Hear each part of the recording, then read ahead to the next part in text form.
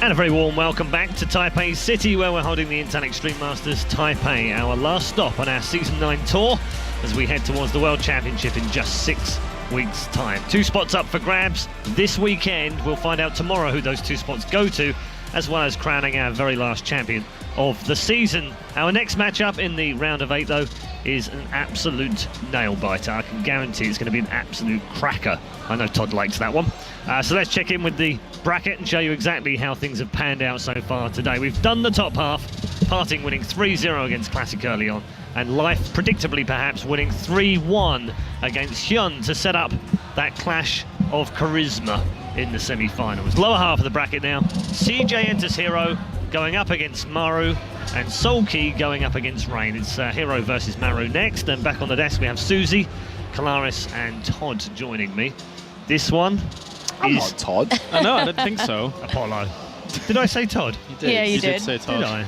I'm sorry, buddy. I didn't mean to insult you. I don't know like if that. that's a compliment or not. No, there's a specific I reason. don't think it is. Todd's like, what up, buddy? Todd's like, yes, it is. And I'm like, well... Don't think so, man. It's because I'm so used to saying Todd after Kalaris. I think that's what it is. Oh, maybe. You're like an Archon almost. Well, nah. I don't want to share a body Todd's with saying, that. no.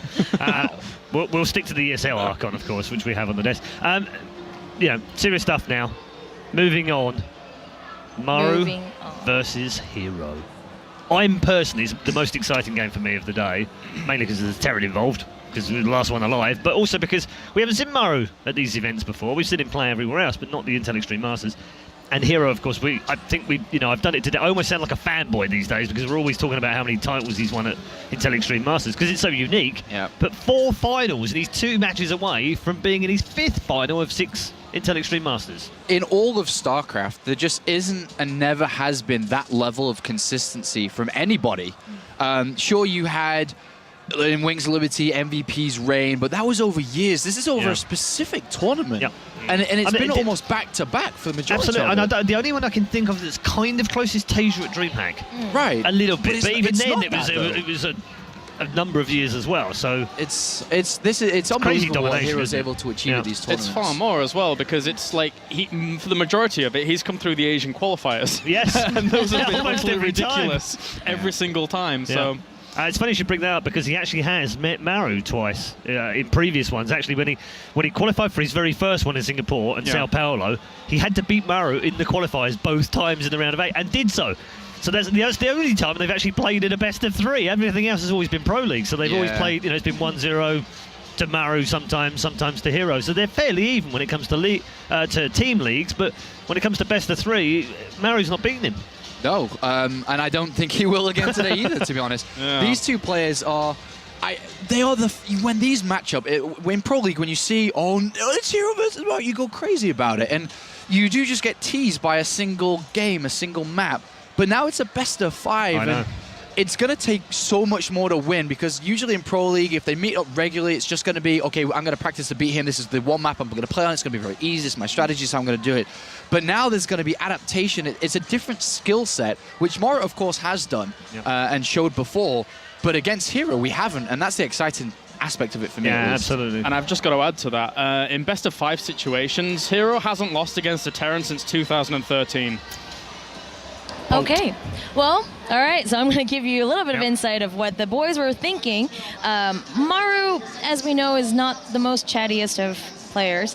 I asked him a bunch of questions this morning, and every answer was basically, I think I have a 50% chance. I have a 50% chance for everything. How do you feel against playing as herO? I have a 50% chance. Who do you want to win? I don't know. I don't care. And at the end, I said, why are you giving me these answers? And he goes, because Terran is weak. And that was it. Right. And I just sat there and I went, okay. So going into this, I mean, I really can't read him. Yeah. I really do believe. But yesterday's interview... Let me just check a Ligulac here. Oh, look, 50% in form, 50% opposing race, 50% in TVZ, 50% in TvP. Yeah, no, I'm joking. No, but it's weird, isn't it? It is really weird. I mean, why is he like that, do you think? Well, and I did point that out. I said, hey, if you win, I would really like for you to speak more during your interview. And he went... Did you ask or did you tell him? I told him. You told him. You I told did. him. I know. To which he said... Mama Susie's doing a job. Yeah. And he goes, I would like to too, I just can't.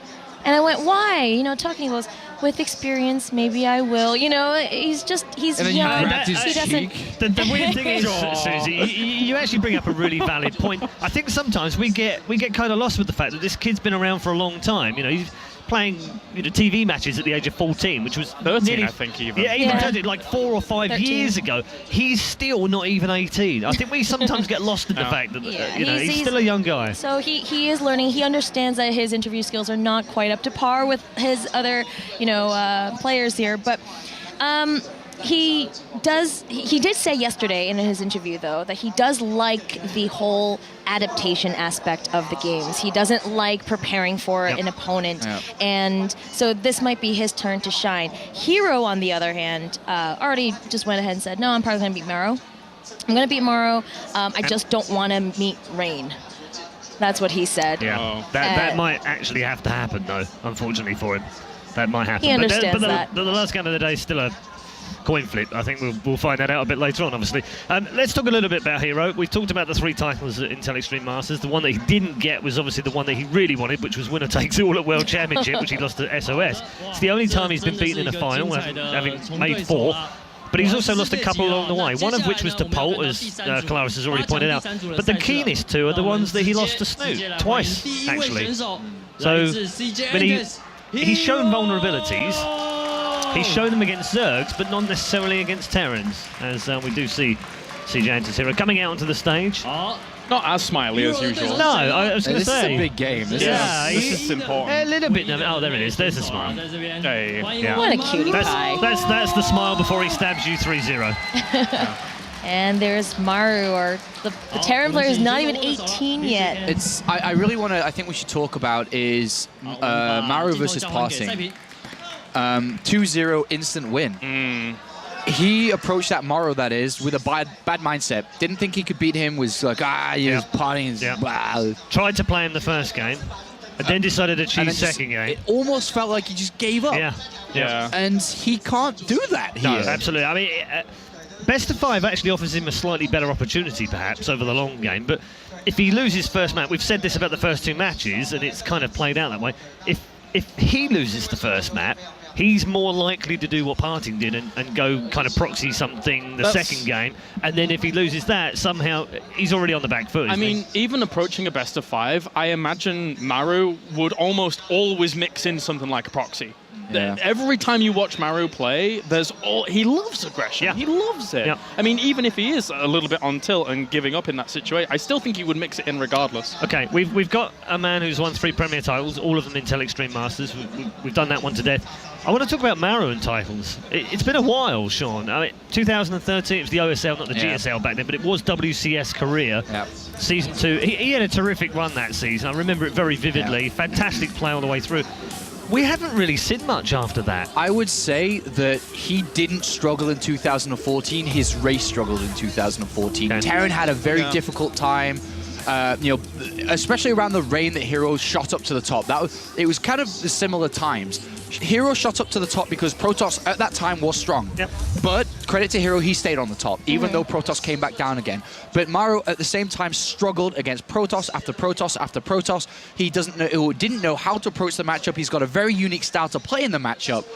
And that's the reason for not winning a tournament in 2014. His results, though, on the other hand, were still very consistent. Is he still a world-class player? Yes, absolutely. Yeah, and as Sean was saying, during that period where, yes, his race was struggling, he was one of the only Terrans to stay really relevant during that period. Yeah. I think it was 1 or maybe 2 seasons he was the last remaining Terran in GSL. Definitely. Yeah, absolutely. They were a dying breed in GSL as well at the time that he was making it through.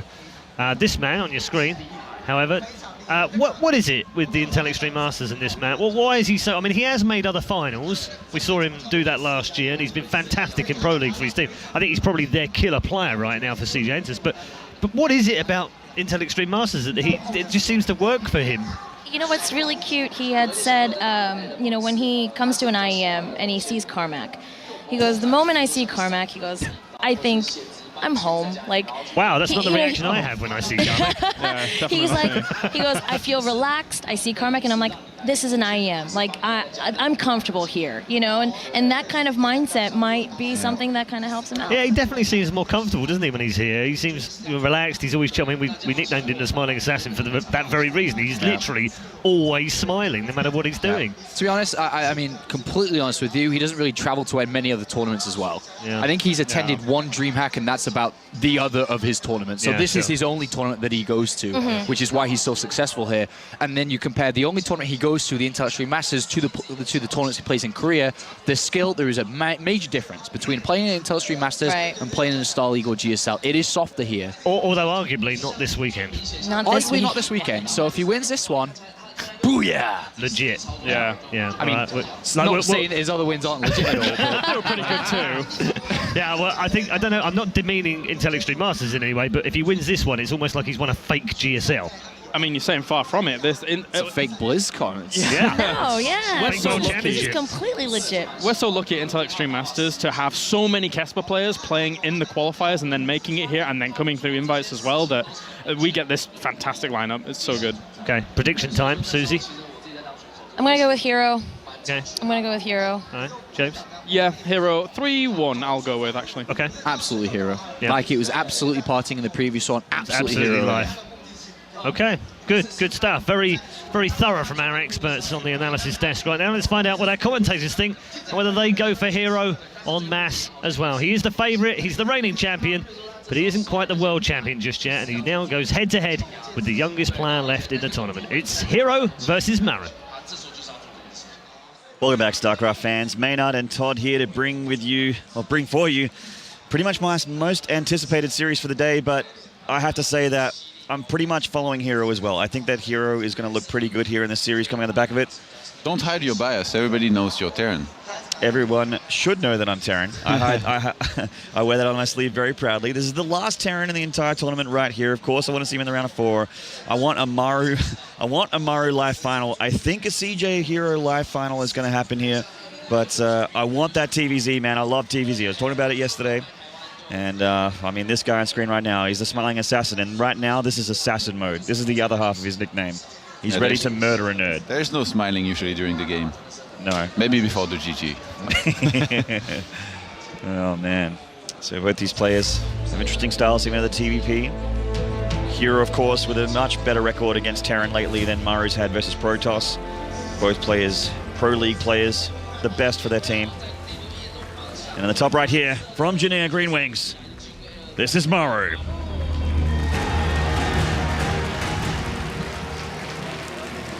And in the bottom left, from CJ Entis, the Smiling Assassin himself, this is herO. I think Apollo mentioned it very nicely. If you think about it, if you think about the way Parting versus Maru went, not just in GSL, but in this very tournament, it was very one-sided, and Maru struggled. He knew that he was going to have a very hard time. He cheesed because of that. And look at this. He thinks the same about herO here. He knows that in a longer game, it's going to be so difficult for him to beat somebody like herO. So he says, you know what? I'm just going to double racks on 11 across the map. Hope that maybe you do something really. Hope that maybe you don't scout like in the past, like you did so many times in the finals of Katowice. And maybe somehow he can get a win out of this if he gets fortunate. Proxy 11-11 has worked. TvP has worked for Maru in the past. Will it happen again is the big question as he drops down that second barracks at the front of the natural ramp of herO. One of the things about herO is that even though he's so good and he's really good at finding out what he's up against, I feel like he doesn't apply nearly as much in the very early game. He's been very reluctant to scout, no matter what the matchup. Very early on, right after his gateway, or just early on in general, in the first 2 minutes, he almost doesn't send a probe too often these days, at least. You thought that from IEM Katowice that he might have learned a thing or two about scouting, but that's in okay. PvP, I'm pretty sure he's gotten more careful, but yeah, PvT here. Against somebody like Maru who likes to proxy, who's shown his desperation earlier against Spartan, it would definitely have been a good idea to go for a scout. This does look like desperation. In fact, this map in particular was the one where Maru was trying to go for that style that he did against Parting in the GSL, where he went for that Hellion drop sort of medevac play, and this time he's just like, you know what? I'm just going to try my early game. I'm going to try to use my micro. I'm going to be aggressive. I'm going to send a bunch of units in there and control it to the best I can. If this was a best of 3, I don't think I would like the decision to proxy here. But here, I think even if he loses, you know, it's not the end of the world. So I think it's okay to try and proxy, and I mean, by the look of things, this is going to be spotted so late. The Zealot was just cancelled, of course. You will always cancel that to get the Nexus earlier, and right now... He's pulling a lot of SCVs as well. You know, not a lot of SCVs, but relative to this time of the game, it's definitely an early... And he's dropping a Nexus here. He didn't even see the Marines got the ramp. Oh, no. He still started the Stalker and Mothership Core before he made the Nexus somehow. So there's going to be a few units, I guess those 2 units, plus the probes to help him defend here for herO, but he's in so much trouble, those bunkers. I really don't think he can stop them from completing here. Oh, not really, just with the 1 Stalker, and the Mothership Core doesn't do much damage, but it's target, it's wants those Marines, but the Marines have started stepping. They nearly get the Mothership Core, but not quite. They get into the bunker there. It's a very low SCV count, so if herO holds here, he's pretty much won the game. He's got 7 Marines versus the 13 SCVs, sorry, the 13 probes here of herO, and herO is dancing back and forth with the Stalker. Second Stalker out now. The bunker just about to finish, and he has enough to fill it up, and the leftovers as well.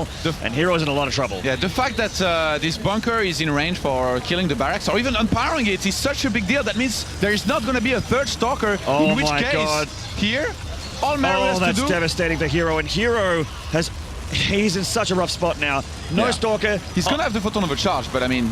Can he get enough Stalker outs for after the Photon Overcharge when a lot of Marines and possibly SCVs are going to attack him? Possibly not. Photon Overcharge does get dropped then. The 2 Stalkers in the back doing as much damage as he can. The probe's being pulled, but he loses a couple probes there. Denies some mining time, and he pulls back to that 2nd bunker. And Maru could make another bunker here and continue to push. Yeah. I guess this is not so bad for herO. Look, he has a 3rd Stalker about to come out. With 3 Stalkers, you can catch endless amount of Marines. And Maru, it doesn't feel like he wants to commit anymore to this. He starts the command center, he's going to fly back his barracks home. The thing is, the moment he leaves that position with the bunker, he's going to get chased back. So he's going to leave first with 3 of the Marines. And it looked like herO wanted to go. I was about to commend him on his choice to go for Stargate there, but Twilight Council also a great idea. If he follows this up with Blink, there's not going to be enough units at home for Maru to try and deal with that. He's not going to have any static defense back at home. And even if he went for Oracles, I mean, the decision to change up there, he could have Marines in position, but Blink is so much harder to hold than an Oracle attack. He knows that Maru, much like yesterday versus Sparting, behind his cheese, he always wants to go for command center, for, you know, more economy, more Marines, and he neglects the tech instead of staying on a, you know, a low income or just 1 base. So going for the Blink here will make a lot of sense. He could even go up to 4 gates if he wants to. So far, he's just added a 3rd one, but that attack against steamless Marines and possibly, you know, no factory units, no medivacs, he's going to be so strong. Whether he chooses to commit to it, it's going to be great to have Blink Stalkers. Maru is making a bunker back on home. He knows that with his Stalker count that this is very much a possibility here. He doesn't know about the 5th one, but the 4th one obviously does know about, and then he is out of vision of that Twilight Council. Moving the Mothership Core across. This is a great idea as well. Not many Marines at home just yet. He's trying to get that 2nd CC up. The second and the 3rd barracks, well, I guess his 1st and 2nd barracks are floating back now, and they will get back into the main along with the 3rd that he made behind that attack and the natural. And Mothership Core here is just looking for any kind of damage he can get. I like that he sends back just 1 single Marine. It's like you leave us behind, it's too late for us. Well, he's going to need every unit he can get with a follow-up attack here of herO. He's on 3 gates with Blink about to finish here. You know, Maru, having spotted the Twilight here is such a big deal. Like, he knows that this is going to be Blink almost every single time. He doesn't even consider it could be DTs. Look, he's spamming mules. He's not saving any energy. He's getting an additional bunker, and he's done something really smart about this. He stayed in the main with his 2nd orbital command. He doesn't try to expand on his natural too early, which means he's going to be safe on 1 base up until he reaches Medivacs, and then he's going to have so much fighting capability with a few Marauders, lots of Marines, and Stim Pack. He's all about making the Marauders and the Marines right now. Stim is going to be quite a while. It might not be in the beginning of this attack, so he's going to have to hold on till Stim and when Medivacs come out. He's got a starport on the way. herO is actually going to expand behind this Blink attack, and that means that herO has a follow-up response in case this attack doesn't work. Yeah, Maru is doing something very nice as well. He's sending an SCV across the map just all the way around to make sure he knows exactly when herO expands and how fast, and if there is any kind of transition. Might go into the main to see if there is a Dark Shrine as well. He needs every bit of information that he can get right now. That's right, 2nd Nexus going down. The Stalkers are pushing up here. Nice Blink Micro from herO so far. Doing a bit of damage here. Target firing the Marauder. Doesn't quite get it. And the Marauder living. That's very nice for Maru. Even getting a siege tank here, Maru. So he knows that if he can get 2 or 3 of those and set up, you know, in a defensive posture against right next to that Stalkers. starport would be very nice spot for that siege tank. And I mean, even after that, when he has his expansion up, if he chooses to attack on this map, you can go around the 3rd base and siege that from afar and snipe, you know, the assimilator, the probes mining on some of the mineral patches. So it's going to be one of the nice things that he's going to have going for him going to this game further. Maru feels like he has enough unit production here to be able to hold the blink. He's dropping the reactors on both of his barracks here to try and get that production later on in a few minutes when it is finished. He's loaded up a medevac here. Looks like he wants to go for a stim in with this siege tank as well. Stim not quite done yet. He wants this natural. Stalk is still denying it for now. The SCV across the map has spotted the Robo Bay here. The observer, very nice. He's going to feel very, very secure after getting that observer here. No high ground vision for Maru at all. Yeah, having spotted the Robo Bay this early here for Maru is going to be great, because that means he's going to be able to start Viking production very quickly, and if he wants, he can already add a second starport. Yeah, good scare from Maru. Doesn't know what's going on in herO Town, as the robotics bay is finishing with +1 on the way. So herO getting that forge and robotics bay, looking to follow things up, getting that anti-bio splash damage going on. Maru getting his upgrades as well. And herO going to go for a pretty quick third by the looks of things, Todd. Yeah, this is already having a Forge and Twilight and Blink.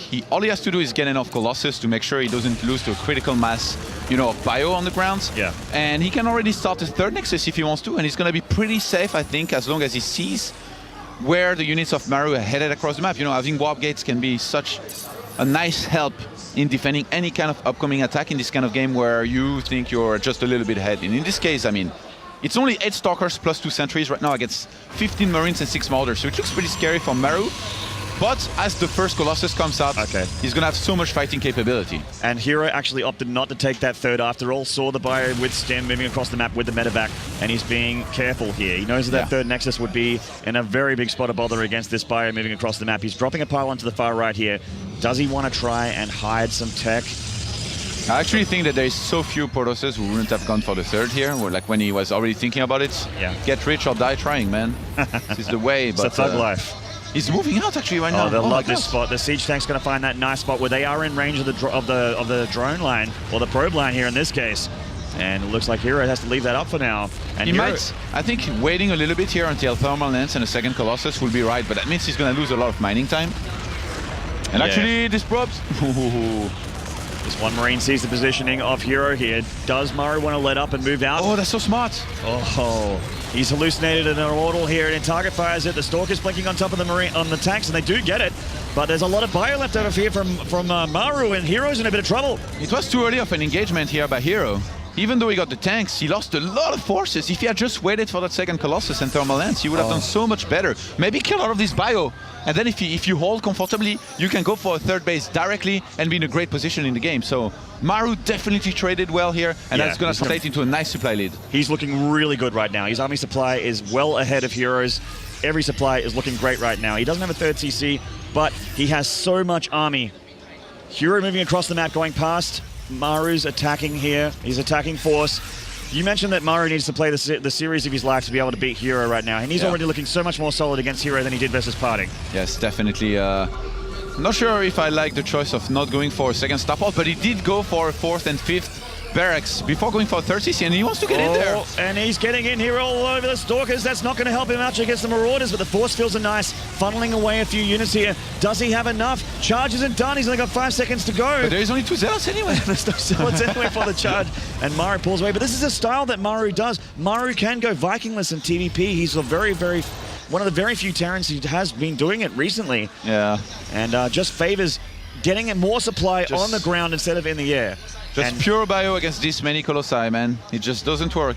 Happy tried it against Naniwa in the qualifiers for those years, and he paid the high price for it. But somehow, Maru just has so much that he might be able to break this defense of herO with a nice round, which he's looking for. Oh, he's going to go for the drop. This is beautiful. herO has no vision at all, by the way.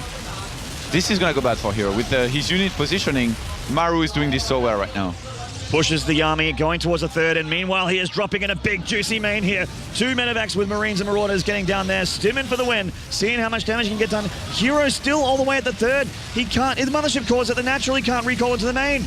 And the robotics facility is going down, sniping that, cutting into the Colossus production, and this Colossus is going to go down as well, and he can pick up and leave. I don't even think he can get the medivacs. No, he can't. Maybe one? No, not even with the boost. That was empty anyway. And he can get a cancel on a third as well again. Yeah. This Oh, is, I mean, Maru. herO, knowing that he's going to move back to the third base, but that means he's not leaving anything in the main. There's still the Photon Overcharge active, but if Maru raids he and read drops it. again. Actually, that observer just spotted the Medivacs moving out, but Very I mean, nice. with that supply difference, if you attack in many places, or even in just one place at this point, it's 95 army supply to 49. How is herO going to hold? He's being pulled apart here, and this is what with the Vikingless play, you have so much more bio. You get the power on this force, and you get to manage to be able to do things like this. Maru is the king of multitask. He will attack one place while hitting him in another. There's too much here for the Stalkers. Dropping those Widow Mines is going to help out a lot as well. They're nicely spread here. He's going to get, nearly got that one on the outside. Got the Twilight Council. And he's going to get another cancel on this third Nexus. herO is being pulled thin here by these drops. Oh, he always has Blink on cooldown when Maru escapes, so... It's because he's an offensive blinker, mate. Yeah, he blinks too early. He's an early blink kind of guy. Oh, this Nexus. herO might actually be okay with the Colossus coming down from the main. Maru's dropping back in the main, and there's 2 Widow Mines there even. Yeah, and they're going to be on recharge by the time herO comes back in to help in the bio as well. This is devastating for herO. He's actually not taking too much damage from this drop at least. Oh god, the Widow Mines. The Widow Mines are about to blow up what's left of this army. And the Colossus is dead again. Another dead Colossus. It's devastating for herO. He's taking a lot of damage here. Maru's just going up and up in supply, and he's pushing across the map. He was trying to chase what's left of this army, but GG. Wow, Maru. Death by 1,000 cuts TvP there. Cut, and it's just going one place to another. That kind of looked like how Maru played TvZ. Not by 1,000 cuts, by 1,000 drops, Maynard. Small but important detail, I suppose. But that's how Maru played TvZ against True on Deadwing. He would just keep dropping and dropping and dropping and never stop. He knows that when the player is immobile, he knows that Colossus aren't fast. The only way for them to move quickly is to recall. The Mothership Core on the natural, unfortunate for herO, that he can't just move the Stalkers in there without the Colossus because he has too many Marauders, he has Stim, and going Vikingless allowed him to do that. He had that extra resources, he had Medivacs, and yeah. What's going on with all the proxies, man, today? Well, you know, I guess a few people are scared of each other here, and they want to... I mean, it is a best of 5, and it's a nice feeling, that safety net, to be one game up as you're heading into game number 2, but we're just going to take a short break here before we get into game number 2 between Maru and herO, and boy, is it heating up. We'll see you soon.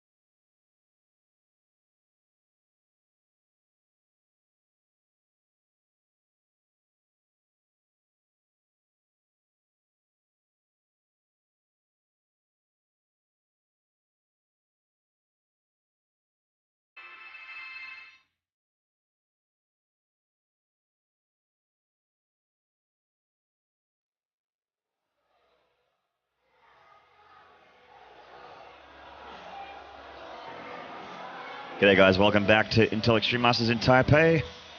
And we certainly had a pretty intense game number 1 there. Proxy followed by some Blink Stalker aggression into a Maru TvP, I guess. How much money is herO going to lose dying to proxies? Artosis once upon a time asked me this. This is getting ridiculous. This guy just doesn't want to scout early on. He's so good at StarCraft. He barely ever loses in mid to late game. The only moment he really seems to have trouble with is the early game when he gets cheesed by proxies. And against somebody, like, it's not even like he's playing a Terran that doesn't ever proxy. I mean, Maru is known to do this. Yeah. Yet somehow herO didn't look for it and paid a high price. I mean, this proxy propelled Maru into this game very nicely with a nice lead.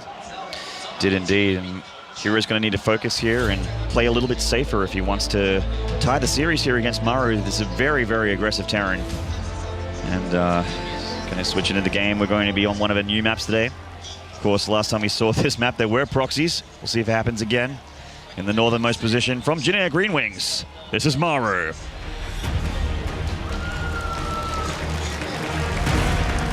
It's got a few fans out there in the crowd at Taipei today. Full crowd out there showing a little love for StarCraft.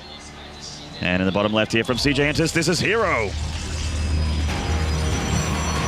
The heavily favored player in this matchup. Oh, so we thought. So we thought. Maru, I don't think he's going to proxy again here.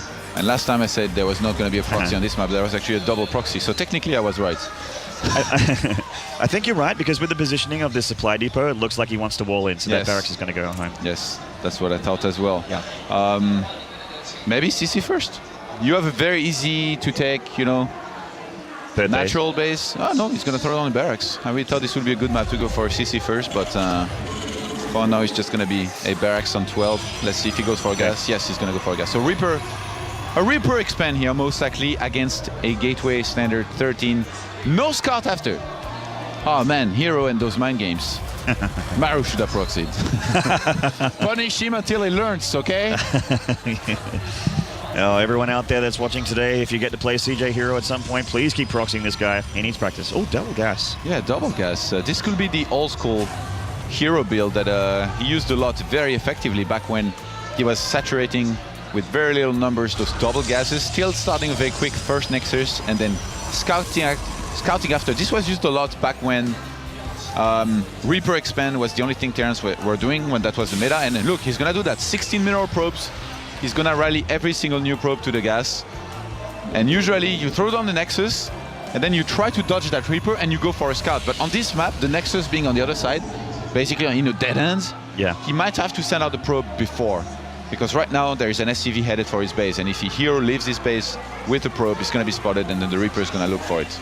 Then again, you can play hide and seek and somehow maybe sneak across the map, but it could be a little bit random. So here's, Maru, on stream here is just leaving 2 in gas, taking 1 out very deliberately to go for a quick expand, and being able to tech up from this as well. He had to drop that factory reasonably shortly.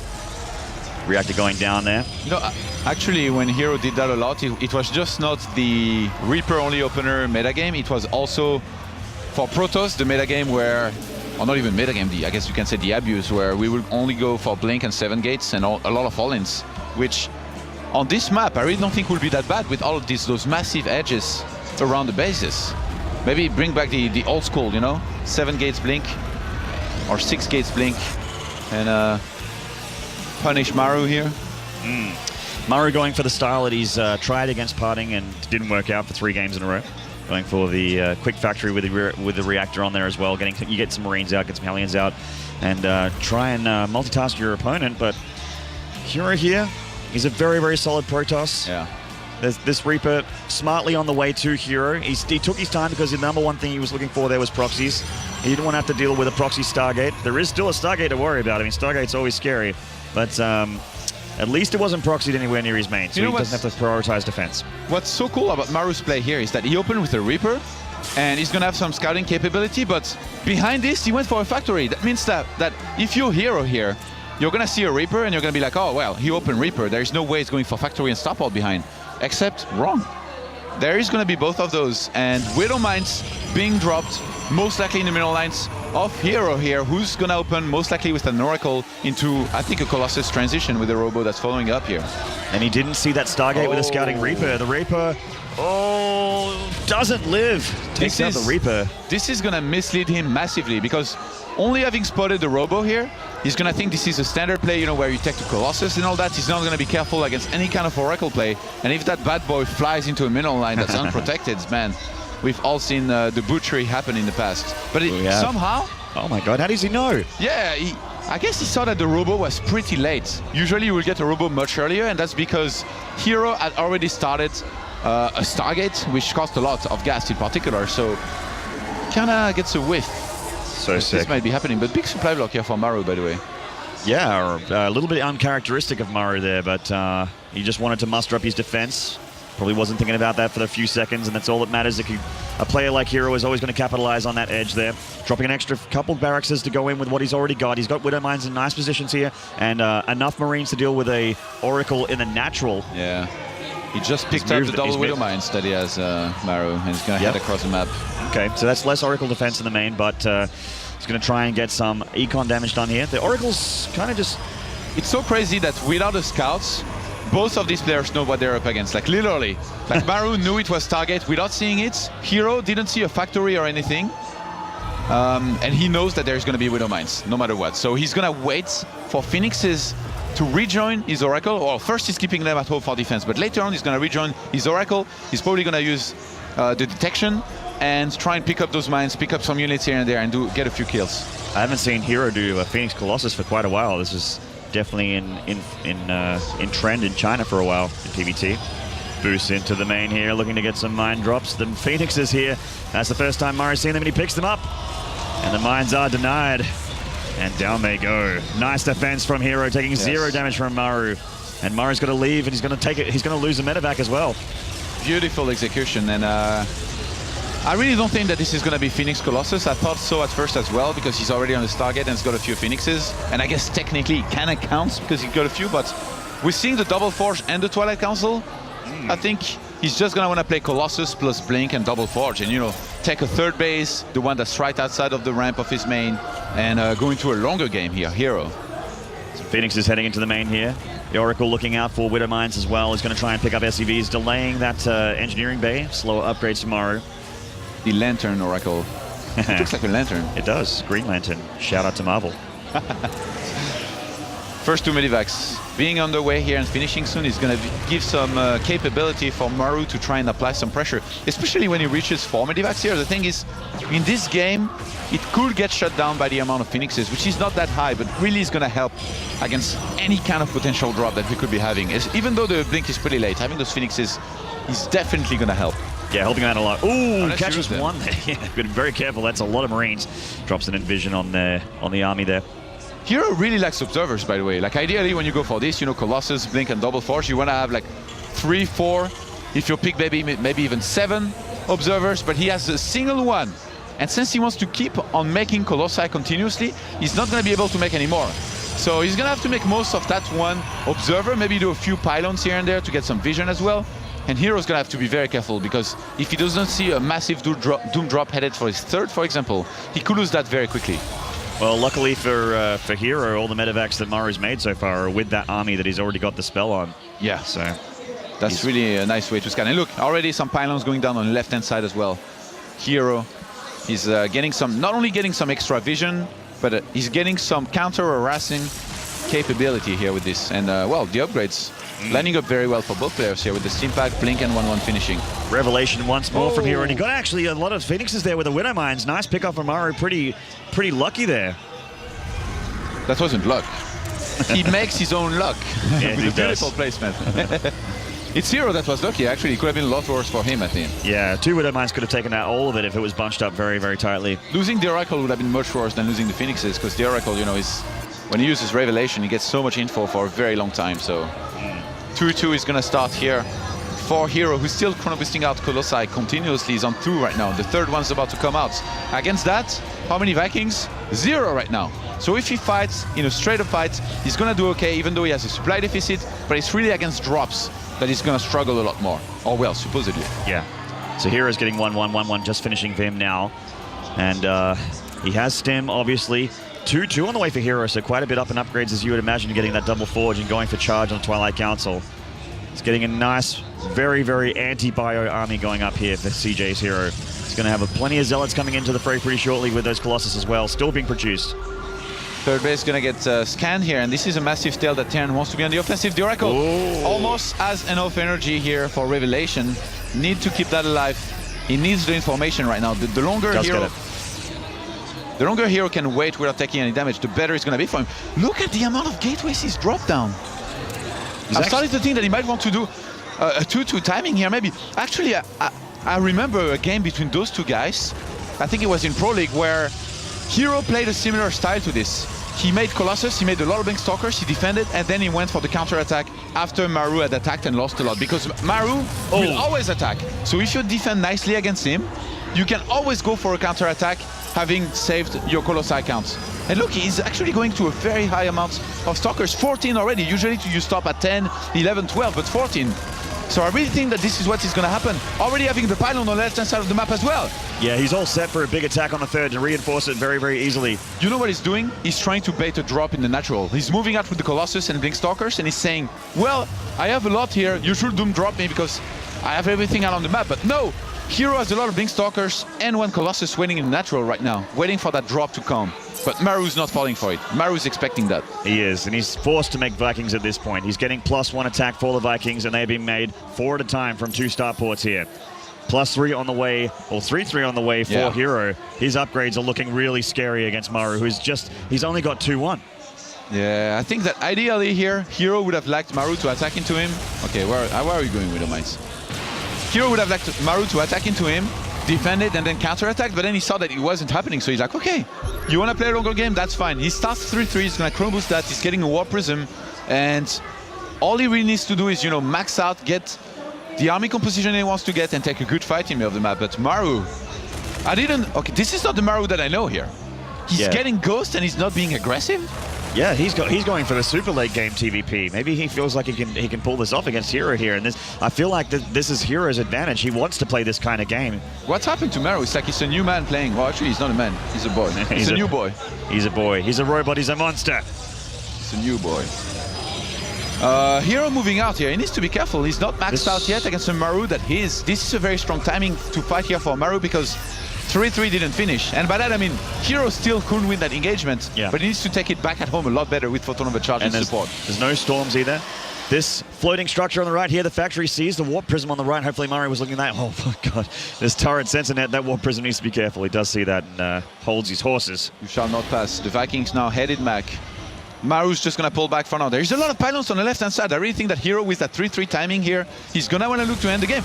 He has so many High Templars, actually. It's going to be so hard for Maru to EMP those, but herO's not maxed out still just yet. Yeah. But his army still looks so scary. Oh, so nice for herO getting a couple medevacs there. It's going to make the biosite that much less scary. +3 is about to be done. 3-3 about to be done for herO. His army supply is down from Maru's. He's 120 versus the 130. And here we go. The engagement happening. The Vikings on the right doing a lot of damage to the Colossus here. Lots of storms going down from all his Templar.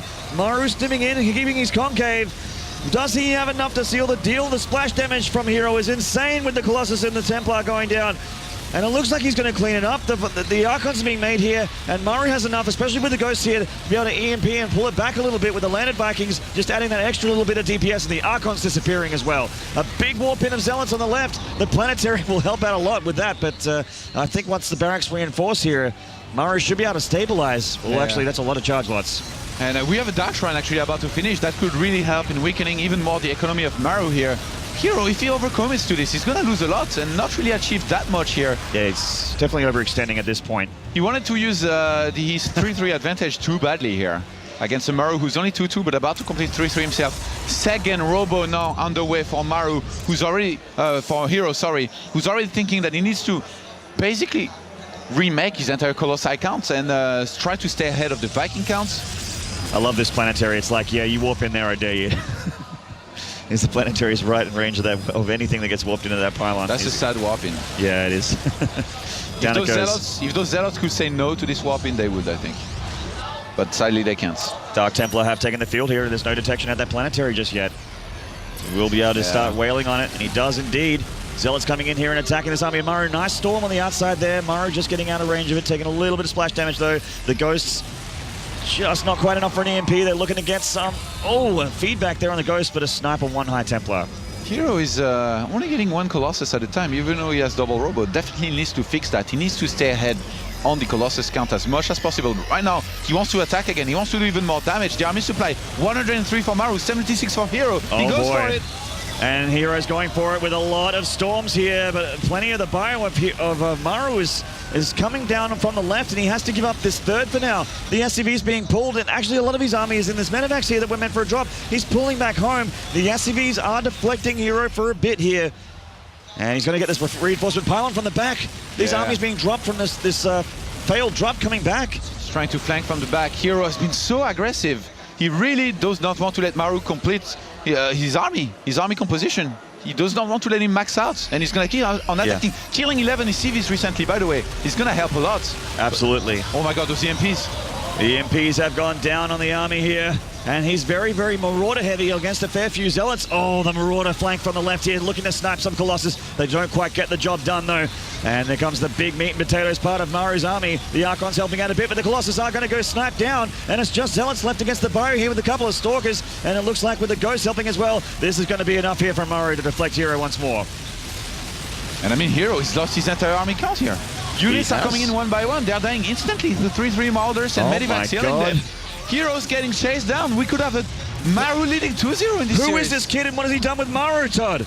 Maru has all of a sudden leveled himself up and he is playing StarCraft like a god right now against a very heavily favored Protoss player. Warping in so many Zealots here. He knows that a counterattack is prevalent. He's just taking it easy. Scans, sees a Dark Templar on the prowl. Now, herO's only chance right now is to squeeze out as many Colossi that he can out of those two Robo and somehow getting a very, very good fight. But Maru, he has so much army, and I'm pretty sure he's going to keep on expanding behind this. And he's just doing much better overall. Like, the units lost counts. He's about 19,000 for Maru, and 22,000 for herO. So he's lost a lot more units. He's not been that cost effective at all in the last few fights. herO mining a lot of gas here. And it looked like there was a little squad of Marauders here that kind of... He's going to catch the DT, which is nice for Maru. Just one scan for a DT, pretty good trade. And he could pick up a group of Marauders here and go for a Nexus snipe or something like that. The Marauders with 3-3, which is done. You know, it's definitely actually... snipe a Nexus. It's crazy. herO killing SCVs kind of helped Maru because he's only using mules and he's going to just max out on a lot of ghosts. He's got already 8 of them. He's getting 2 more, 10 ghosts. Yeah. It's starting to be a lot. The only thing that he's been neglecting is Vikings, but he's fixing that right now. He's getting them 4x4, just making sure he has enough to deal with the Colossi of herO, in which case he's going to do great in this fight. As long as he doesn't take a really bad fight and get stormed, and I know it's very difficult and it's happened many times, I think Maru's going to do great in the next fight and win the game. He's getting +2 as well, and I mean, I was just talking about how good Marauders are against the Nexus, and it looks like herO's Nexus here on the very far left side. This 4th Nexus is in a spot of bother with a lot of herO's army being in the Nexus here looking up for drops, and a lot of those Colossus really not what he wants against the Marauders. The Zealots is generally what he wants with Storm as well. And here comes Maru, wants that Nexus. It's so funny. Just enough from herO though. herO seeing this chunk of army, he's so paranoid. He's sending so many units around his natural because he's like, this is a decoy. I know you want me to get scared, send everything on the left-hand side and then drop me in my natural. So he went back to the natural, but no, there was no plan at all to drop the natural here for Maru, who's now gonna group up with his entire army. We have 12 ghosts, 28 Marines, 20 Marauders, and 9 Vikings against 6 Colossi, 5 Templars mostly. And these Vikings nearly have +2 as well. The Colossus do see this, but here comes the big brunt, the big punch behind this attack. This ghost count is insane, and Maru's going to have to look out for these feedbacks, but the EMP's also equally in trouble here. EMP's going down, not the most amazing EMPs. That's a lot better on the High Templar there. The Vikings getting a bit of damage on the Colossus. If you could kill the so Vikings much fire here, left. herO is going to be able to hold if he can kill the Vikings decently, and he's doing a good job of that. Yeah, the Vikings are being targeted down by the Stalkers. He blinks back. It looks like it might just be too much for Maru here. No, the Vikings have gone down, but he just has a lot of Marauders still left.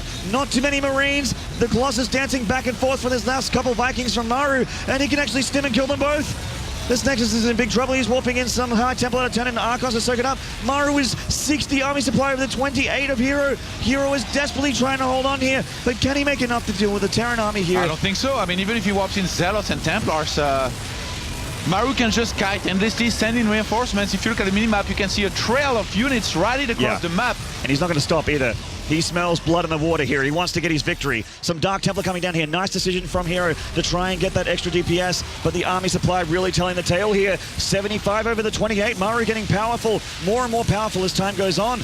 And another ship core has to be remade here. He can't even vote on overcharge. I don't think he's going to do much, man. I don't think so at all, man. He is in a spot of bother, that's for damn sure.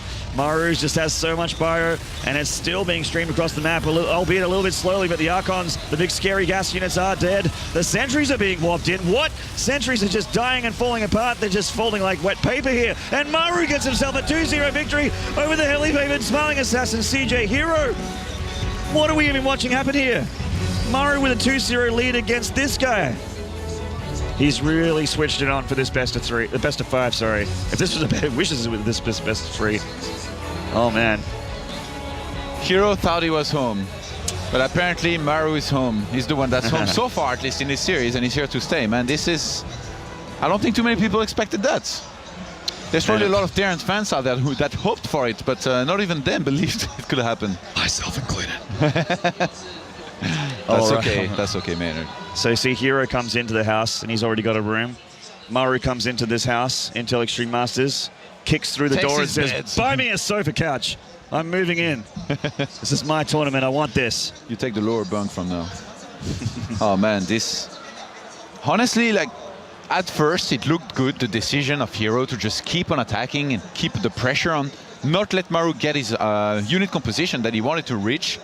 But then all of a sudden, the hold was just good enough. He pulled the SCVs, he pulled the boys defensively, didn't lose that many of them.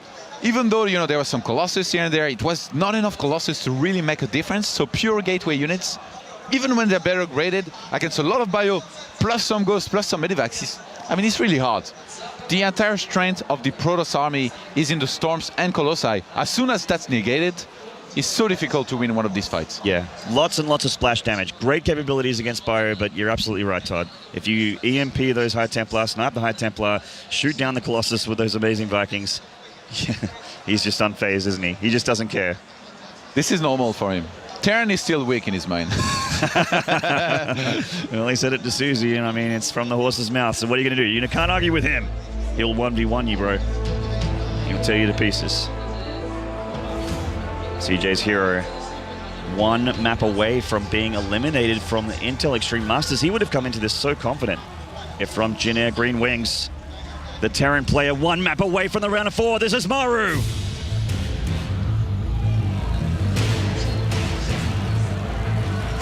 And in the top left here from CJ Entis.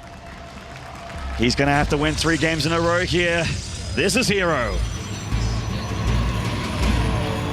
Oh, the music got epic all of a sudden, man. Yeah. I think even the game realizes the epicness of this series, and I guess upsetting first 2 maps here maybe for herO a little bit. Who's gonna have to stay focused? I mean, now we're on Deadwing. This is definitely one of the better maps to try and macro on. He's very good against Terran overall, you know, with the Blink Stalkers and Colossus. It's really, I don't know, it just feels like herO was missing a little something in those first 2 games, maybe a little bit of, you know, star sense, Yeah. so to speak, and that put him a little bit behind. Of course, with the proxy in the first game, and by the look of things, we're gonna have a CC first on this map, which when you play against Maru, you can expect, and I think this may be why herO is gonna go for Nexus first. Being down 2 games, if he had been up against a Reaper here, he wouldn't be in so much trouble. And I mean, this is not even a very bad map if you think that your opponent might go for Nexus first to go for a double Raxon, and keep in mind he's playing Maru. Yeah, who has prevalence to make a proxy every now and then and to make a lot of barracks before expanding. herO scouting behind the Nexus, by the way, kind of tells us that he's gonna want to be careful, a lot more careful overall against any opener, any tricky opener that Maru might throw at him. And I like that. Yeah, he has to play safe. He has to do everything right in this map. This is his tournament life on the line. He's got 5 figures up for grabs if he can get into the round 4, but he's for a debut player, Maru is looking real good in this best of 5 already. Yeah. I wonder if there's any chance we might see a very quick third base from either player. Maybe from herO even more than Maru, just because they both open very greedy. And no matter what happens, from there, in terms of, you know, teching and all that, they're going to be able to get enough forces early on to hold any kind of attack that the opponent could throw at them. But in this case, Maru doesn't know yet what he's up against. He hasn't gone for his scouts. And upon being scouted here, he's still not sending anything across the map. So we'll see in a moment whether he wants to go for that scout or not, and whether he gets a third barracks before going into gases or not as well. Yep, time will tell. Got the orbital being made here in the south. This probe being a little bit annoying, but it's not long for this world. It needs to be headed back home pretty shortly as the bio has begun. No doubt we'll be seeing a lot of that in this game. Third barracks going down with that. So this is kind of like what you know, what Flash likes to do in TvP, going for the 3 barracks with the expand and keeping it gasless for quite a while. Well, you get that, you power ahead on minerals, and it should be pretty short. It should be taking the gases pretty shortly here. Maru's inspiration is not Flash, it's Marine King, man. Prime boys, once upon a time. That's it. I remember Maru playing for Prime back in the day, but not pulling up any huge results. That was until his OSL win in 2013. I really like that herO's playing it super safe, you know, like as soon as the cybernetics core finishes, he's not going to be greedy, not going to try to start a very quick Stargate or something, you know, risky like this. Not going to start a very quick third Nexus. He gets the Stalker, he gets the Mothership Core, make sure he has enough to defend any kind of mass Marine that could hit him, really, because he knows that there may be a lot of Marines made, and he will be right about that. Maru taking the gases on his natural, that's pretty interesting. It means that he's going to be harder for herO to see, because ideally, like, what happens sometimes in this situation is that you check the main with the Mothership Core, but now you will be exposed to getting attacked. Yeah, Marine's bullying that probe away from the tower, getting as much map control as possible. He's going to send one Marine out and see what he can see, but this Stalker's going to deny that pretty easily. With the standard opener, herO almost always goes Twilight and Blink, but since he's been such a greedy opener and he's facing a CC first, he went for the very quick Robo plus Forge, so we could be seeing something special, like a Colossus drop into an all-in, or he could just play standard from here. Just take two Colossus, get Blink, get one or double Forge, and then take a third base. Ideally the one, you know, just below his main in natural, not the other one. It's usually easier to defend against drops if you do it like this. Could take both. Yeah, well, Maru in position, just in case of Oracles, as we know that's not happening, but better to be safe than sorry. Wants to get himself a 3-0 here. He doesn't want to have to play any more against herO than he has to, as much as I want to see a 3-2. Got reactors going down on the barracks here. He knows he doesn't have to produce units for a while. He has enough to be able to handle himself. Getting his engineering bay now, and there's the robotics bay going down. And so the that Twilight's most likely. Yep. Usually you follow this up with the Twilight very quickly. I wonder how many observers he's going to be actually. Like on these positions, against somebody like Maru who loves to drop, but who somehow had the sick game sense of not doing it too much in the last game when herO was always ready. I think it would be nice to get at least 3 to 4 observers. Yeah. So Maru sees that there's no super quick third Nexus or anything like that, and he obviously knows the spawning position of herO here. And you're absolutely right, Twilight Council is halfway done, coming along with that Colossus tech. +1 armor, also 3/4 of the way done. While Maru gets his own upgrades, they're a fair bit behind, +1 attack on the way, but he is being very secure. He's getting turrets just in case of DTs. And this observer, or this probe of herO, he's still looking around. Yeah, he's looking for hidden bases. This is so smart. Terrence, especially when you're up by 2 games like this, we've seen a lot of players, especially Terrence, hide command centers like this, you know, take a little bit of a gamble and say, well, if I'm able to pull it off and if my opponent doesn't see it, I'm going to have a great option on just winning right out because I'm going to have way too much. herO does not want to take any gambles anymore at this point. He's scouting more than he ever has in his life. He finally learned, Todd. He finally learned.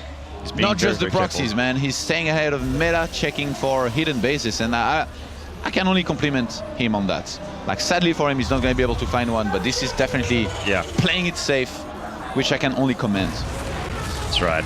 Third Nexus and a third CC actually going down roughly around the same time. Maru opting to take his sort of not between the main and the natural because he doesn't want to have to deal with those rocks just yet. No more avenues of attack, but that ramp is very large and not too bad for Protoss or Attack Alpha. Getting the +1 attack, now following the +1 armor, which is all complete. Blink part of the way done, nearly done here. This observer seeing the army movements of Maru. Hasn't confirmed the CC yet, but just a little bit of a movement and he will. Yeah, I think he can kind of guess it's probably on the way, and it's all about seeing the army size here anyway, in which case, you know, if he had seen much more army than that, maybe he might have cancelled his second Nexus, but in this case, he shouldn't have to. It looks like this probe's going to drop a pylon, which is actually in distance to be able to go into the mineral line of Maru's third that he's just putting down here. Maru gearing up for a bit of a drop. Just a couple of Marines and Marauders into that medevac. The Observer, will it see it? It moves. The Observer's actually moving out of position. The blind spots, man. Yeah. CJ herO's army moving around here, just keeping things safe between the third and the natural. Yeah, herO's trying to fix the few blind spots that he has in terms of observers and seeing his opponent's army headed his way, so that he's capable of defending very nicely. Yep. Man, herO, I can't believe he's not making any cannons in his mineral lines. He really loves Stalkers as well. I mean, he's got Blink, so that's obviously for the best. Can get a part of those the Vikings, get a part of the medevacs. And speaking of Vikings, we haven't seen any yet from Maru. Once again, just going straight for bio and medevacs. He always delays that a lot, actually. Still no second starport as well. 2 medevacs getting filled with units. At this point, Maru he knows that there is observers basically on the left-hand side of the map. So he might try to scan and drop later on, or he's just gonna fake a drop for now. I really don't think he's the kind to just fly past an observer and go for it, but maybe.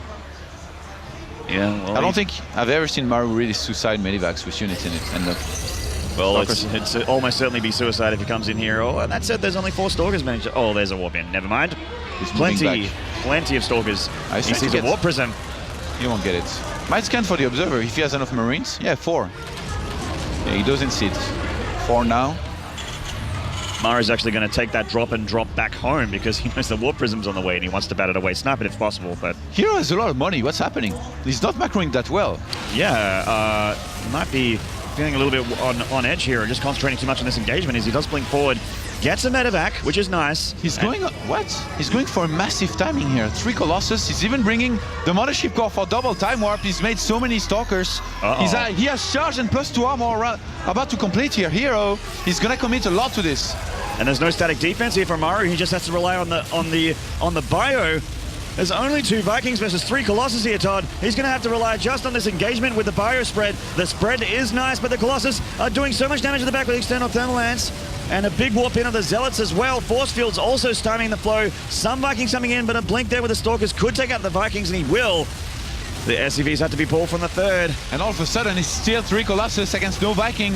Maru is running out of steam, literally. He's had to steam twice. He's losing a lot. herO's gonna break this, I think. Yeah, he looks like he just has too much. He's up so much in supply, he's making a Dark Shrine just in case for a follow-up. And Maru down on upgrades, down on units. And he's looking down in this game as the Zealots and the Stalkers with the Colossus continue their reign of terror. 22 SCVs killed. How does Maru even come back from this if herO wins? And it certainly looks like he's going to. He presses into the natural. The bio of Maru coming down from the main. Just to give an analysis point, 11 SCVs go down in that fight. And with this reinforcement from herO, he can continue to press the issue. He's by no means done here. I mean, at this point, Maru is down to 34 SCVs against 62 probes. The Dash Run's about to finish, and he's just going to get in there. And without Vikings. Yeah, no Vikings. All he can do is steam in there, snipe a Colossus, but at what cost? Look, his units, they're dying. Yeah, and he doesn't have much here. He's trying to delay for an upgrade or something to help him out here, but that I don't think it will too much. I mean, there's just Gateway here down the bottom. The Colossus are out of the picture for now. Down up near the Warp Prism. herO stayed on 1 single forge intentionally here. If he wanted to macro further, he would have gone in the 2nd one, but he knew this whole time that upon reaching charge and more upgrades, he would attack. And Maru is on the verge of losing his first map here in this series. Yeah, the 3rd CC is going to be sniped here by the Stalkers, and that's a big pick-off. No second player in here for Maru. If he somehow miraculously holds here, which it certainly doesn't look like, he doesn't really have a follow-up other than to be aggressive, and there's that forward blink that we know and love herO for, and GG! herO gets himself a map in this series, going 1 and 2 versus Maru.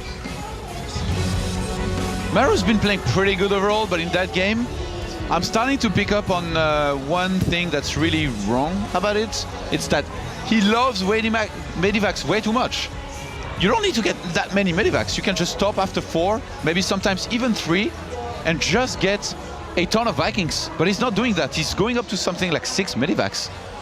And lacking Vikings as much as he did here against Colossus, it's always going to be difficult to win any fight, especially against double time warp and force field. Like, how do you ever win that fight? You just can't. You will need to have way more army supply, the sickest concave of all time. He had neither. He had a pretty decent one, but not good enough in the end. So I think herO probably picked up on that with the previous game, because even when, you know, that big attack hit and he had a lot of Colossus, there still wasn't that many Vikings. And after this, Maru never really remade that many Vikings either. So and the Vikings were late to the party for sure. He didn't identify until it was too little too late that there was 3 Colossus moving across the map with just enough upgrades to seal the deal. And I mean, this kid Maru, he still only needs to win 1 map. He's still very, very close to that semi-final, and he wants it so badly. You can't see it in his face because he's got the sickest poker face of all time, but he wants it really, really badly here. I'm sure he does, and he's going to need to make more Vikings if he has to face the Colossi of herO, let me tell you. Well, I mean, it worked out for him on Varney in game 2, but... yeah, but it was really herO attacking into him that made it work. It was ideal. Very true. Now, the map we're coming up on is Secret Spring, and we've seen nothing but crazy games on Secret Spring so far. Maru tried proxying, partying on it last time. Really didn't work out for him. In fact, we tested it afterwards. He tried to drop a bunker next to the barracks, up on the high ground natural where you can back expand on Secret Springs, and you can't actually fit a Marine in there, even if the SCV wasn't blocking. So we're all just wondering what his plan was there, but he's going to have something else hopefully in store for herO if he wants to get himself a 3-1 victory. Otherwise, it'll be 2 apiece. In the right spawn here from Jin Air Green Wings. This is Maru. And the far left spawn from CJ Entis. This is herO. Wanting his 4th Intel Extreme Masters Championship. Oh my god, herO.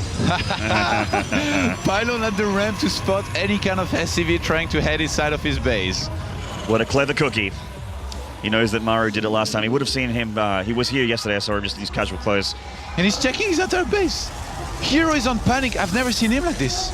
Oh, he might go for a gateway down there, actually. A gateway on 10. It looks like it. Yeah. And he's going to go for, I think, a Zealot and Mothership with a Stalker rush, most likely, since he's opening like this. The rush distance on this map is actually so short that Harstem in a PvP pulled off an 8-8 gateway, which on any other map, you have to go for 10-10 gates. It's actually, if you look at the middle, it's actually shorter than Steps of War between one main and the other. Seriously, it actually is. It's Maynard has done the calculations, guys. Here just it is look at for it. you. I've played a lot of games with Steps of War, mate. I don't know about you, all right? So you just got to... This rush distance is so short and so gross. You just send one Zealot from this gateway, you'll be at your opponent's main in no time. And that's the main base, not the natural, by the way. This is where all the tech is. And Maru is opening Reaper. He's opening Reaper, and I don't think he's going to scout on time to see that and be able to defend it really well. If you have one Reaper and there is the Mothership Core in your main, what do you do here? Oh my god. Oh, it's going to be tough. I mean, he's going to have to scout right after the barracks and ideally seeds, maybe get a bunker.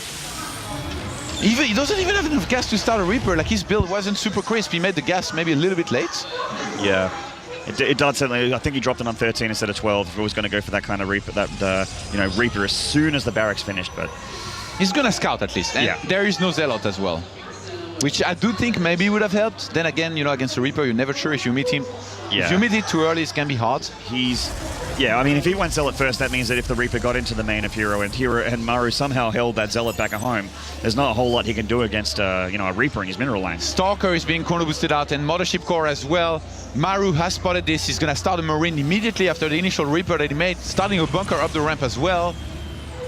Does he still go into CC? Does he have the guts to still go for it? So far, he's not been ever letting himself basically get impressed, and he's always gone for the CC. But no, finally, an additional barrack, he finally respects an attack that's coming. And this Reaper actually managed to skirt around the Mothership Core and the Stalker. And it's looking for a Nexus port. Actually, it's going to go straight into the main. One Marine going to the bunker here. That's not enough against the Stalker, especially the Mothership Core comes back. Does he want to go home? No, he's just sending the Mothership Core out. Oh, hero's not noticing. He's just going to have to send the Stalker home and deal with this Reaper here. The Reaper's already got a couple kills, and Maru's actually pulled a lot of SCVs here to deal with that Stalker. He's taking it very seriously. It's going to be all about the macro here. Both players trying to make sure they don't get surrounded. The Stalker across the map, getting chased by SCV and probes. Most likely, actually, that Stalker should be able to defend against the Reaper, but Maru, if he moves it nicely and keep it alive, it's going to be so annoying for herO here. Oh, and he's been very nice, utilizing that cliff to run circles around the Stalker, quite literally. And he's gone to 4 probe kills already, 5 probe kills with this Reaper. No SCVs have died yet, but he's got a lot of mining time denied, at least, from these things chasing the Stalker around so much. They really want that surround, but he's not getting it. herO, having lost this many probes, he has such a little saturation. He wanted to start a Nexus. And this Stalker's actually going to be killed. This Stalker's dead. He can just chase it down with three Marines, and he can just drop that CC. That said that the Mothership Core is in the main doing a bit of damage, but he hasn't killed anything yet. Yeah. The Stalker is killed. He didn't even lose a Marine. Maru not only defended back at home, but he kills so many probes back across the map, kept his Reaper alive, that herO Reaper getting the 6 kills. Look at He's that. going to bring Maru on 20 SCVs against just 19 probes now. And Maru getting that quicker CC as well. Maru looking definitely ahead here at the early stages of this game on Secret Spring. Mothership Core coming in for another poke. There are more than enough Marines to deal with this. He's getting concussive shells, so I think he's going to get one Marauder, quite a few Marines, move across the map, and look to do a lot of damage. Yeah.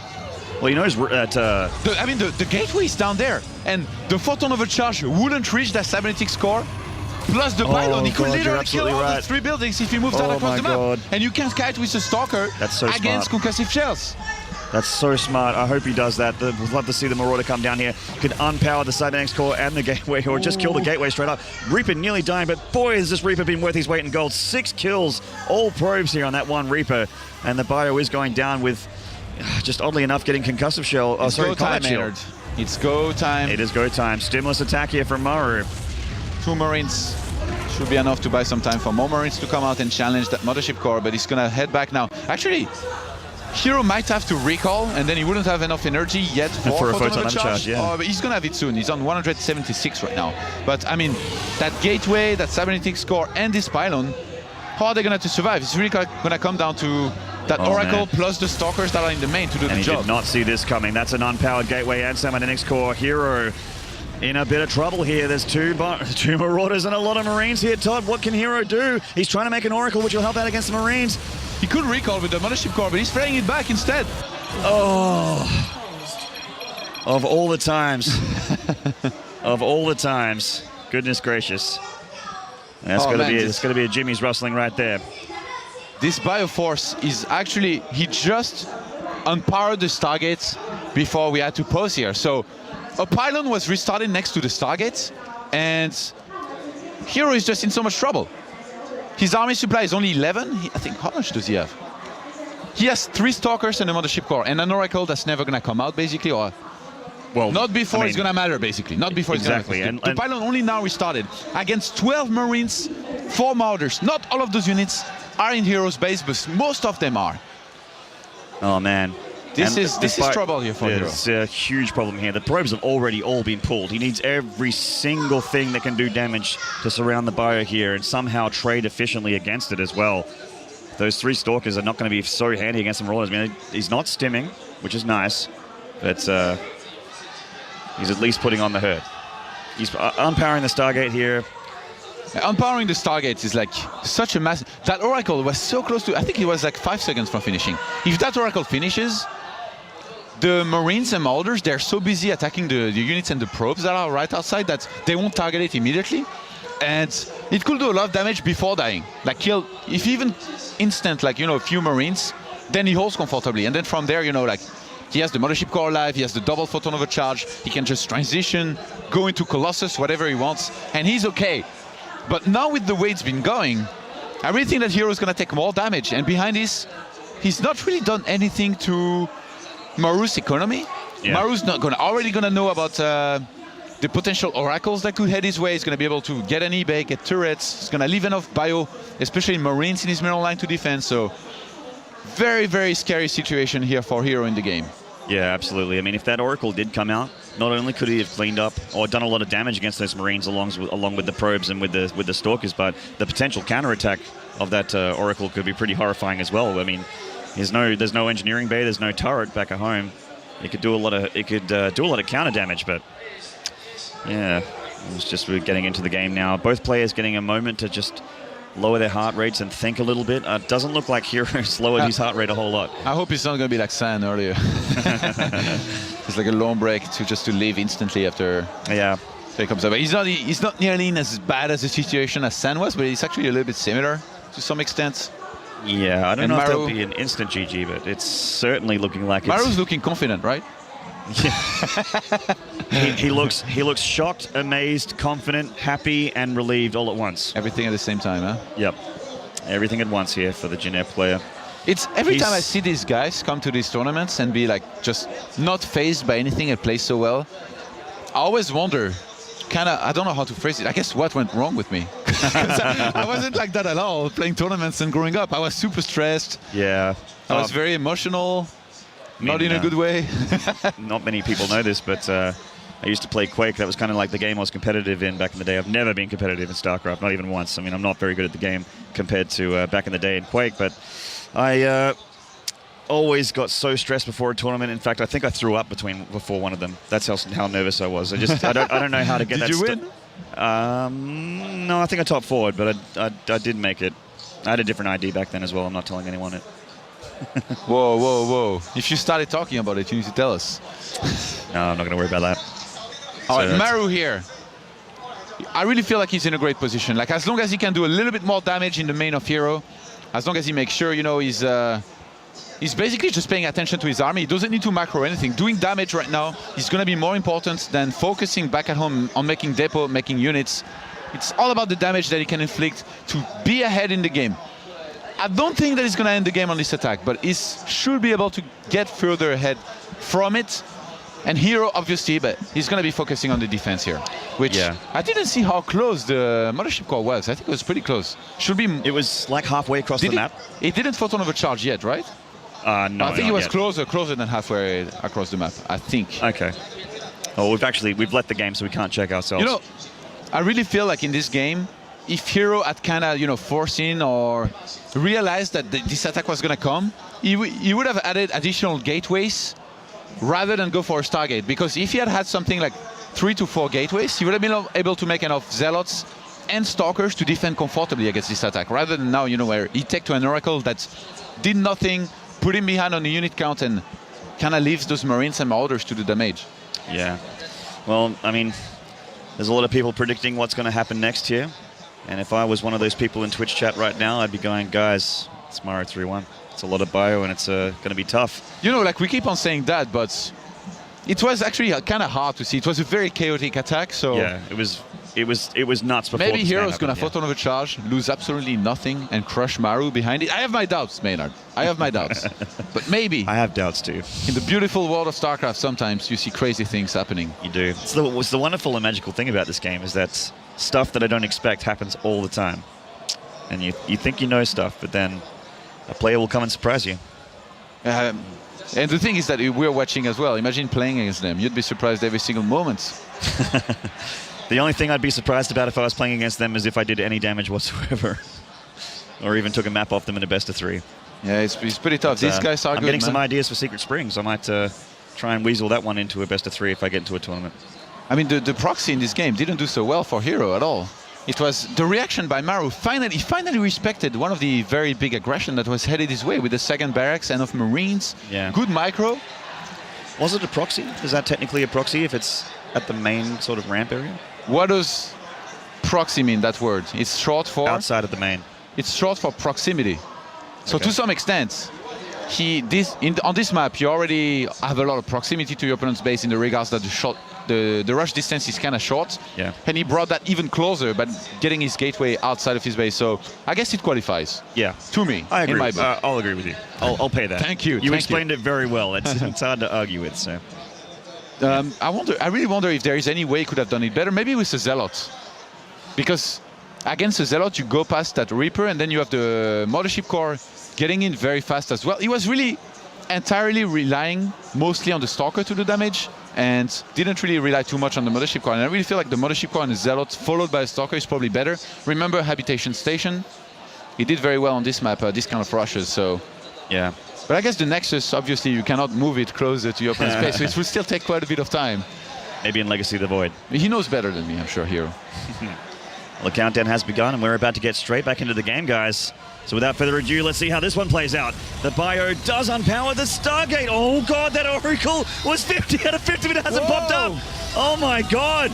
And he's continuing to kill probes here with this bio. It is starting to thin out. The Stalkers aren't getting the job done, but he's killed 7 probes in this attack, Todd. And 7 is a massive number. This is actually the number he's ahead in workers in this game now. Combat Shield's about to finish. Behind this, obviously, herO feels like he's going to have to do some damage, so he's going to start moving across the map with Stalkers to maybe try and kite some units. But I mean, good luck kiting 3 Marauders and a bunch of Marines.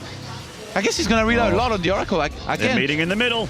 3 Stalkers coming down here, the Oracle coming down as well. Yeah, he can't doesn't fight. want to tangle that, but at least he could try and pull Maru back by getting some Oracle beams into the natural, but he has turrets in place. He's prepared for this. Yeah, and he still has double photon overcharge available, but that gateway, he has to die. I think Maru might actually try to move up the ramp, in which case he gets force fielded and killed, but he has so many units that it's going to be hard for herO to split enough units. Just enough for a force field there with that Sentry, and it only catches 1 Marauder. The Oracle. Thinking it out a little bit. Let's see if the Oracle can get at least 1 SCV that's building the barracks. Should be able to, but no, herO's just going to pull back his focus on defending back at home. He has double gateway in his main, but I mean, well, he might have to keep on warping in sentries, and I mean, ideally, he would like to be making Stalkers. He's got 1 more force field here. And he does delay the army a little bit, doesn't drop that force field, so not quite baited out. And the Oracle floating around Maru's base has only got 1 kill here. So many walkers behind, Maynard. 7 walkers behind. This is 7 workers behind plus Mule. In terms of income, I mean, this is going to be ridiculous. We have 1,300 income for the Terran player, 800 income for the Protoss player. This is just a terrible situation to be in. The only thing he's got going for him is that Blink's done, and Blink's a good upgrade, but he doesn't have enough units to use it with. I mean, he's moving across the map with not many Stalkers at all. He's setting up a proxy pipe for an attack.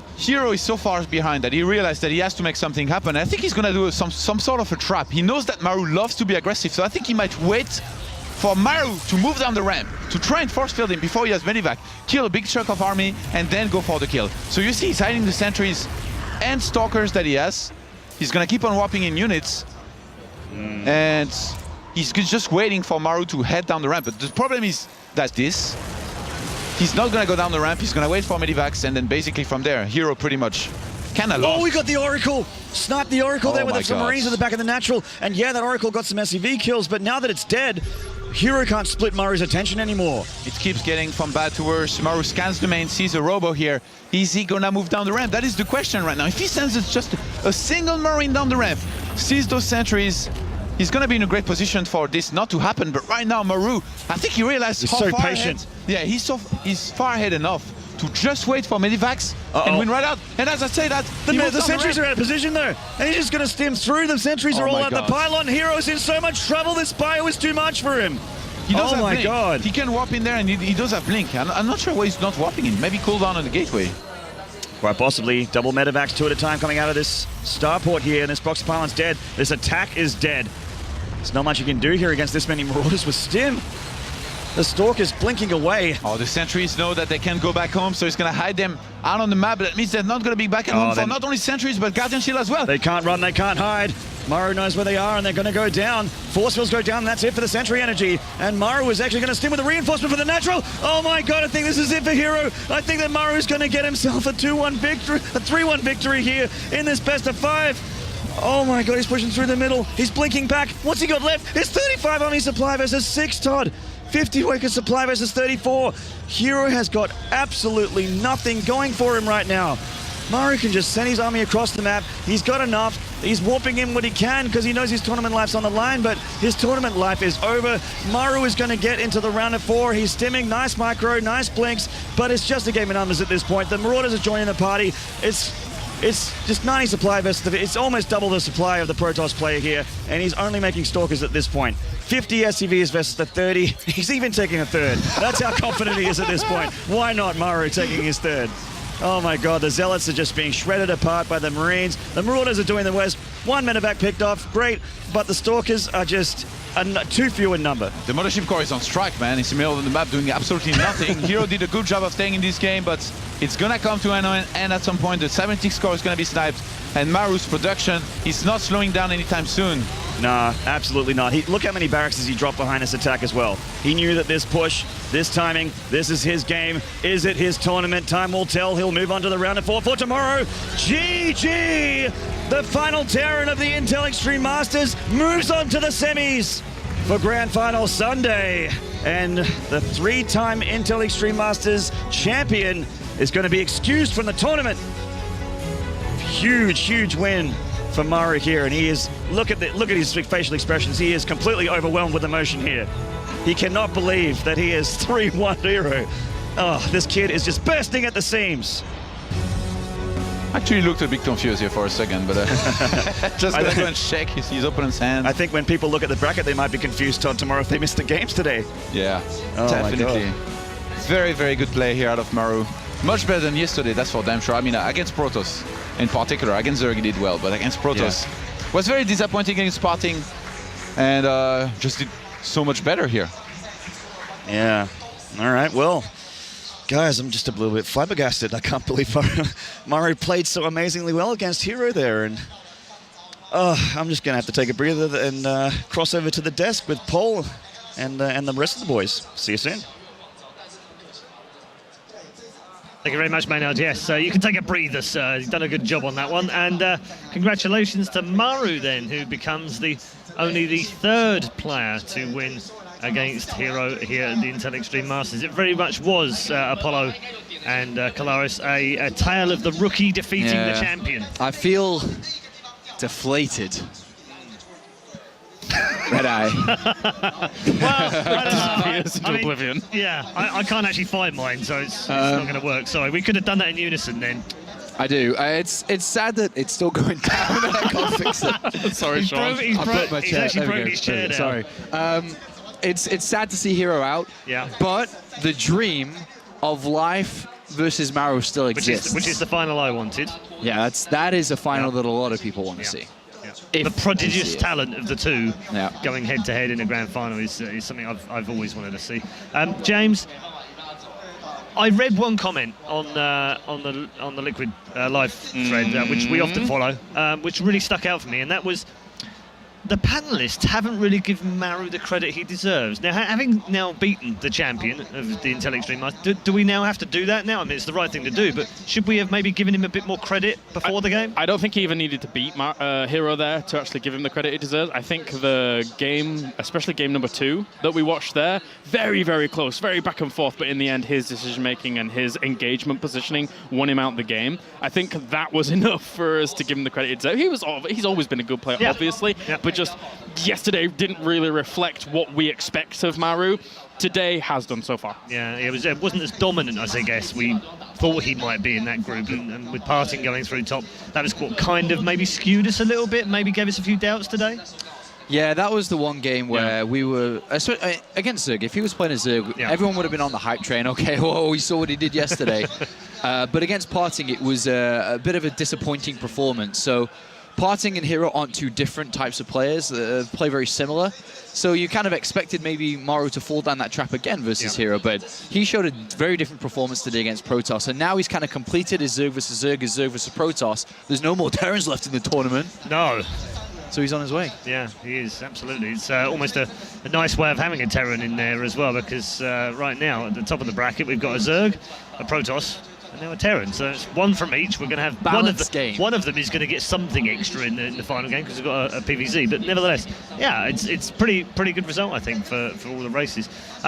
In terms of the way that Maru played through the games, was it as expected for you? I mean, the way that he played through the builds, the way he kind of countered very well against herO? Everything he did today is how he usually plays. Right down to the 2 barracks at the start of the series, through to the low Viking count, heavy units, very focused on his control, his ability to flank with Marauders and Marines, the ability to charge at Colossus was something that he uses a lot.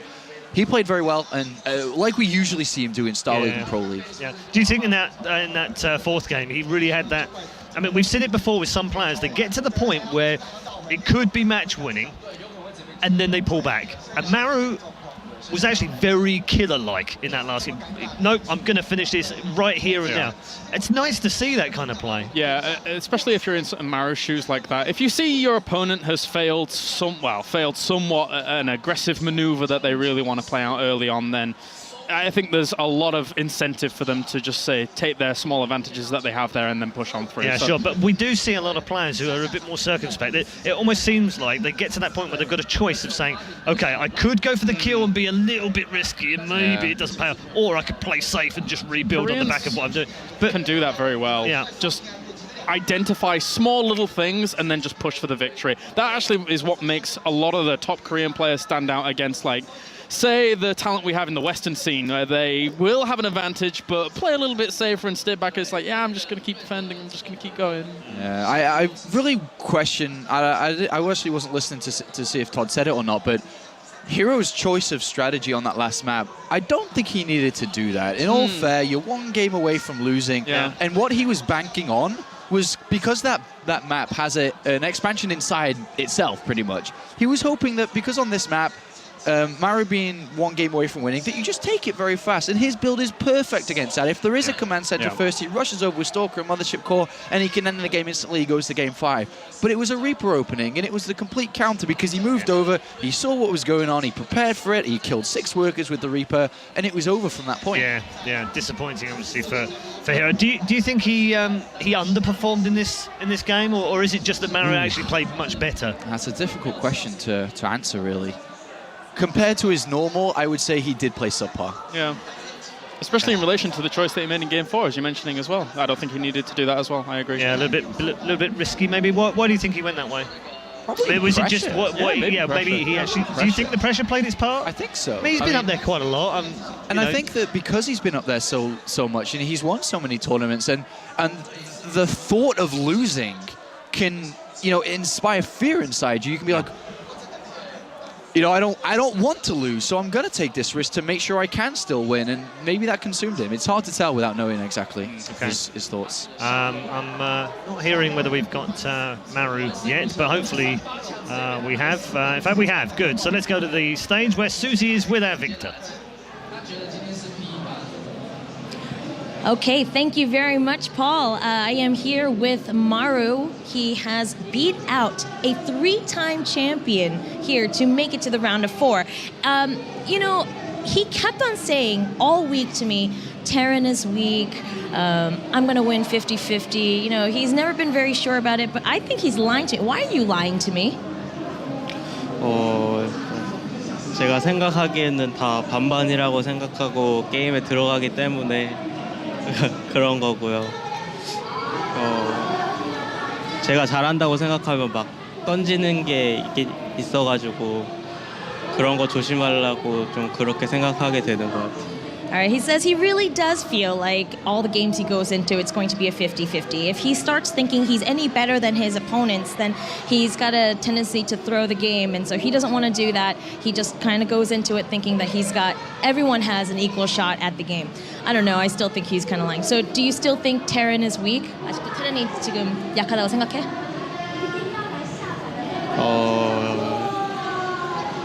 이겨가지고 막 그런 말은 못 하겠는데 제가 생각할 때는 좀 약한 것 같아요.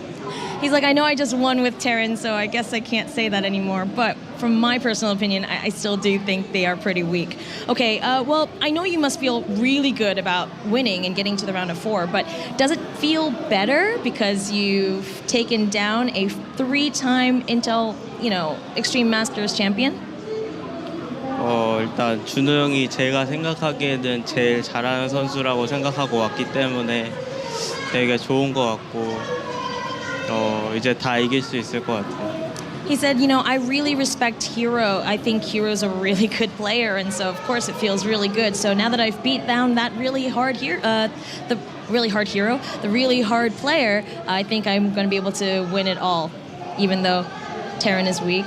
테란이 약한다면서 어떻게 이걸 다 이길 거야? 운이죠. He said it's luck that's going to bring him to the end. All right, well, and speaking of herO, because he is a very good player, did he play better or worse than you expected him to?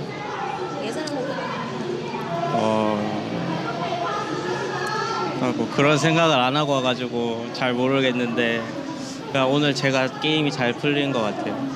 He said, I really haven't given it much thought, but I just feel like everything just kind of went the way that he needed it to go. He just felt really good about his builds, and everything kind of unfolded the way that he expected. So, here he is. And lastly, next up, you're going to be playing against Rain, who's a Protoss player, or Sulky, who is a Zerg player. Who do you want to face, or who do you want to avoid? 그냥 뭐 둘 다 잘하시는 분들이라서 잘 모르겠는데 저는 저우가 올라왔으면 좋겠어요. Again, he says they're both very good players, so he doesn't really know who he wants to play, but he would rather prefer to play against a Zerg than a Protoss. 이 두 선수들이 어느 점들이 제일 잘한다고 생각해?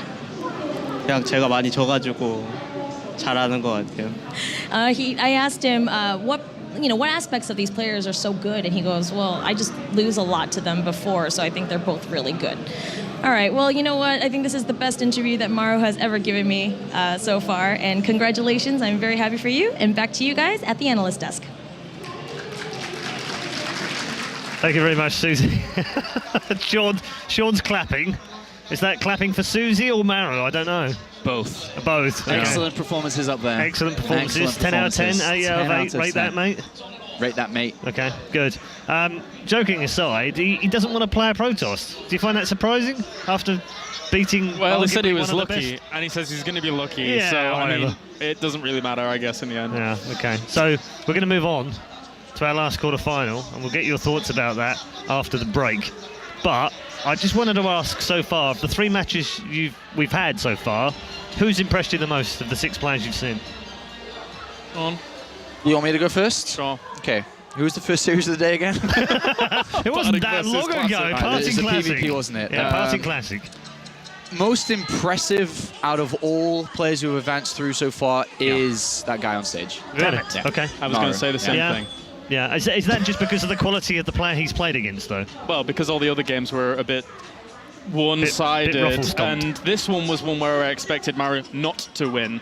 For me, the comparison comes from it is a comparison from yesterday to today. Is that Live played as good as he did yesterday, so I wasn't as surprised. Very similar to Parting, and then Maru, who didn't play as well as he did yesterday, especially against Parting, stepped it up a level today, and that's the reason. Okay. All right. Thank you very much, gents. We are headed to another break. Unfortunately, we do have to have a break, but when we come back, we will have our final quarter-final of the day. The king is dead.